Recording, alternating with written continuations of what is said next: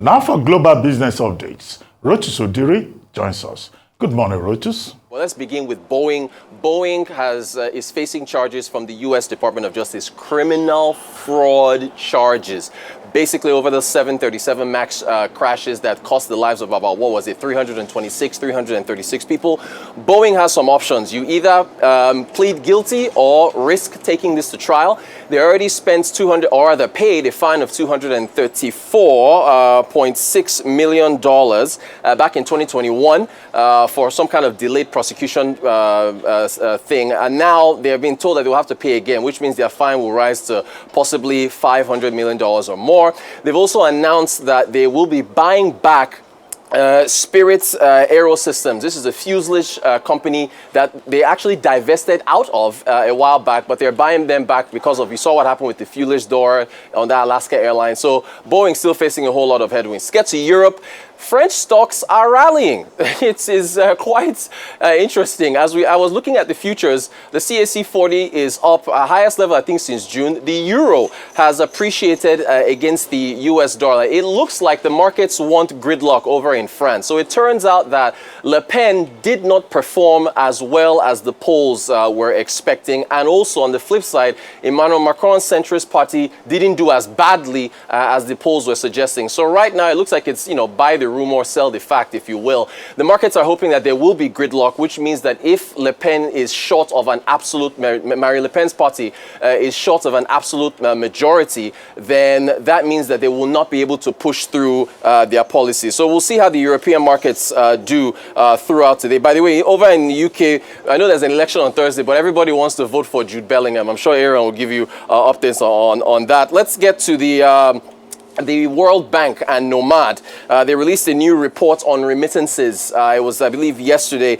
Basically, you can see the cover there saying that remittances slowed in 2023 and it's expected to grow faster in 2024, but there are a number of headwinds. Nomad, by the way, is the global knowledge partnership on migration and development. So if we take a quick look at some of the numbers, starting with remittance flows to LMICs, which is low to medium income countries where Nigeria falls into. 656 billion is what came in, but that was just a 0.7% increase. You can see those two acronyms there. Of course, it surpassed FDI.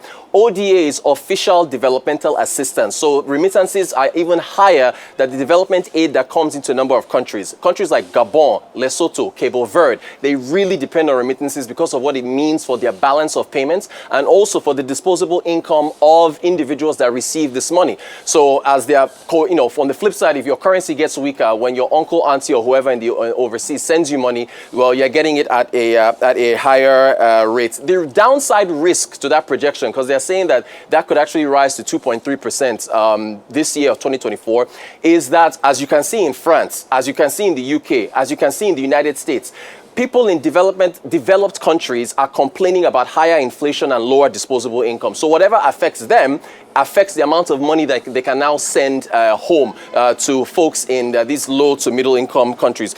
We take a look at year-on-year regional remittance. You see that South Asia brought in 186 billion, 5.2% growth. India accounted for $120 billion of remittance there.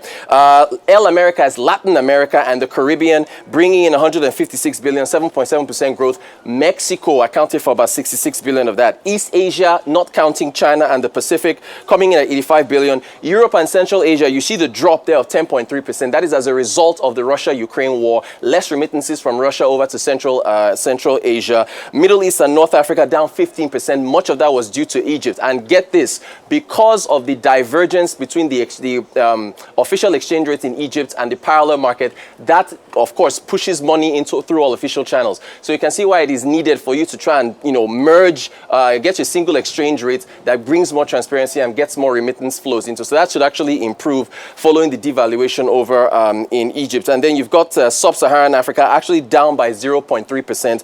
Of that 54 billion, apparently Nigeria accounted for about 19.5 billion.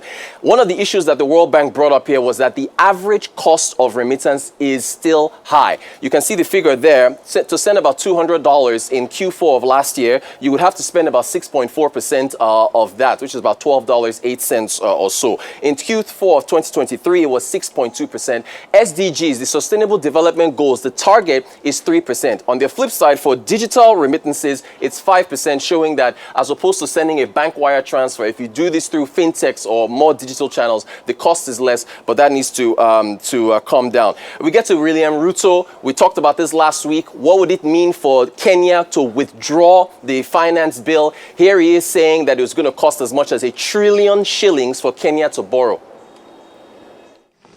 We have dropped the finance bill. Yeah? What does that mean? It means we have gone back almost 2 years. It means that this year we are going to borrow $1 trillion shillings to be able to run our government. That's what it means. I have been working very hard to pull Kenya out of a debt trap. Mr. President. Let me just allow me, because you know we need to contextualize this finance bill. It is easy, Joe. It is easy for us as a country to say, let us reject the finance bill. That's fine. And I have graciously said we will drop the finance bill, but it has huge consequences. It means we will not confirm the JSS teachers, 46,000 of them.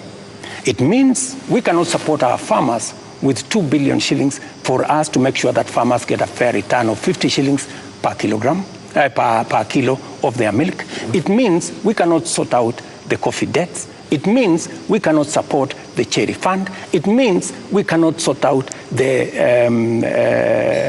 debts of farmers in Mumias. It also means that we will continue to import potatoes from Europe when we have potatoes in his village. You just told me in Kimana. We have potatoes in Nyandarua. We have onions all over the place. All right, and so it's funny how we're talking about Kenya and Nigeria, debt. So Nairametrics crunched a few numbers just yesterday. Nigeria's debt to GDP, we'll round off with that. Nigeria's debt to GDP ratio climbing past 50%. Basically, nominal GDP for Nigeria, you look at the numbers Q1 through Q4 of last year, coming out to about 229.9 trillion. We had that total debt at 121 trillion. You take that percentage, that's 52%. Remember, this is above Nigeria's self-imposed debt ceiling of 40%. Now remember, we breached that 40% ceiling in the third quarter of 2023 when the President Buhari's Ways and Means of 22.2 trillion was included in the total debt stock. So now we're above that 40% ceiling, but as a threshold, the World Bank recommendation is 55% of GDP, and for ECOWAS, the combined threshold is 70%. That is our update for today. That's the update today, Rotus. We're out of time, so cannot comment, but we'll see you at 11 for Global Business Report.